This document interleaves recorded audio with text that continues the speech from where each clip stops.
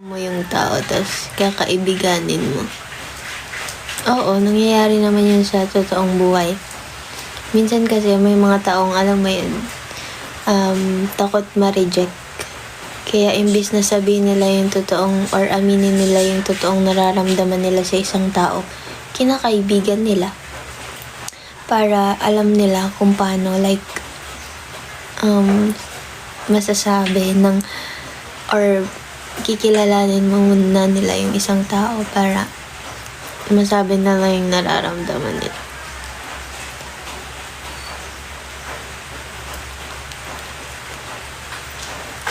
What if umamin ka na tapos nag-offer siya na kung pwede namang maging friends na lang?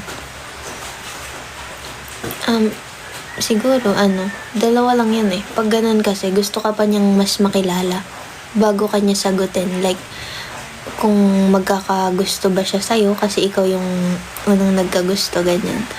Or, kaya ka kinaibigan kasi hindi ka niya gusto talaga maging partner. Kaibigan lang talaga yung turing niya sa'yo.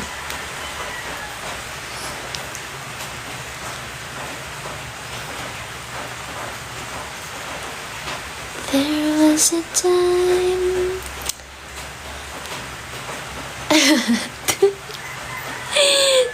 Ba't mo naman lulunokin yung tinidor? 25. Aray mo, ginawa ka lang tulay. Aray. Kinaibigan ka lang, no? Yung kaibigan mo pala yung gusto niya. Aray mo.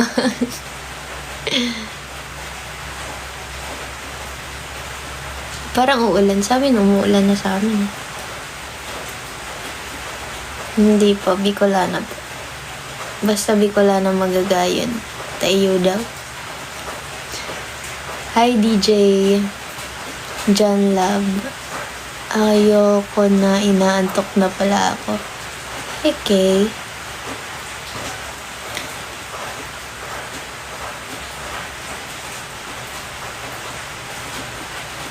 Di bale, sa kaibigan mo lang naman napunta.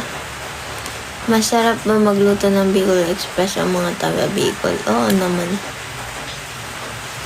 Hi, Ranel. Thank you for the roses. Hindi pa siya naabot. Sila na mismo, tas ako hindi. Asan ang katarungan dyan?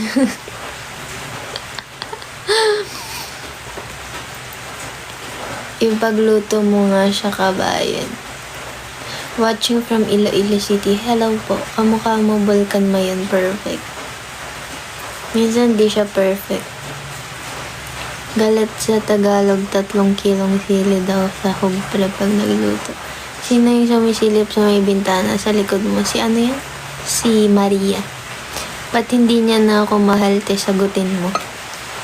Kasi po may iba na siya.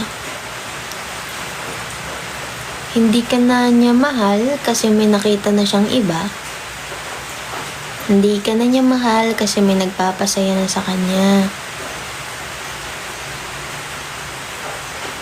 Hindi ka na niya mahal kasi hindi na ikaw.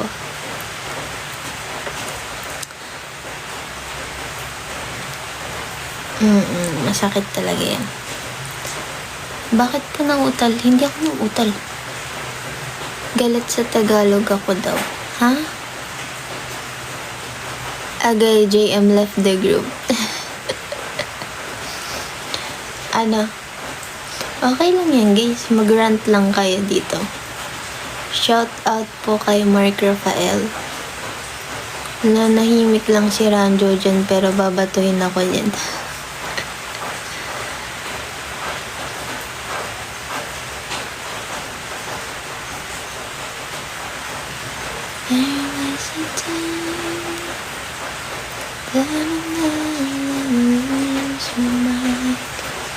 Ayos lang sa akin kung hindi siya sa akin mapunta, basta makpakotong sa magiging anak niya.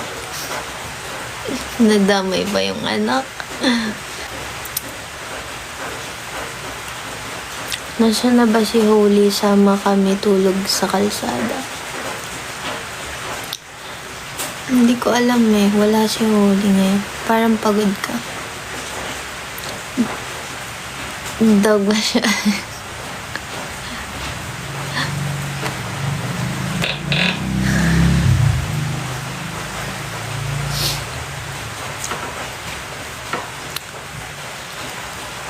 Cat. Wala sa nabanggit.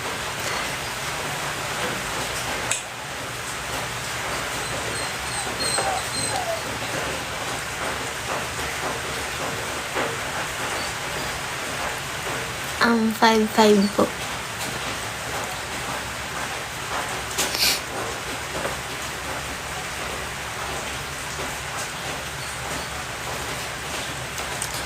Paano if babalik naman, di ba? Eh, di welcome back, di ba? Nirapok mo naman. Kapag cheating na kasi, feel ko, minsan kasi, hindi mo rin masasabi, pero, ayun nga, pag cheating kasi parang feeling ko pag sa akin lang, hindi ko na mapapatawad. Kapag ganun, kasi, hindi ka na nga nirespeto una pa lang. Tapos bibigyan mo pa ng chance. Normal lang magkamali. Pero pag ganun, alam mo naman, malaki ka na, may isip ka na. Alam mo namang mali, ba't gagawin mo pa? Ibig sabihin, sinadya mo yun kasi ginusto mo. Wala nang ibang rason pa. Or kung nagkulang man yung partner mo, hindi siya sapat na rason para magloko ka, para saktan mo siya. Kasi kung talagang mahal mo siya, sasabihin mong ayoko na sa'yo, itigil na natin to kasi may nagugustuhan na akong iba.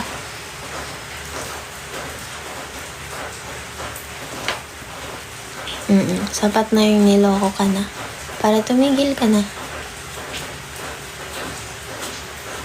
Parents lang kasi niya ang may ayaw sa RS namin. Actually, wala naman din siguro. Siguro, problema siya. Pero kung talagang mahal nyo rin naman talaga yung isa't isa at gusto nyong ipagpatuloy kung ano yung namamagitan sa inyo, ipaglaban nyo. Kasi at the end of the day, hindi naman yung mga parents nyo yung mga kasama nyo sa buhay. Kasi kayo naman talaga ang magsasama.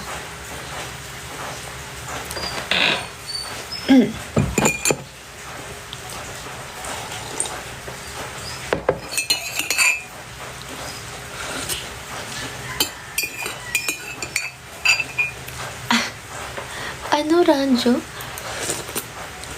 Tapos ilalayo pa siya.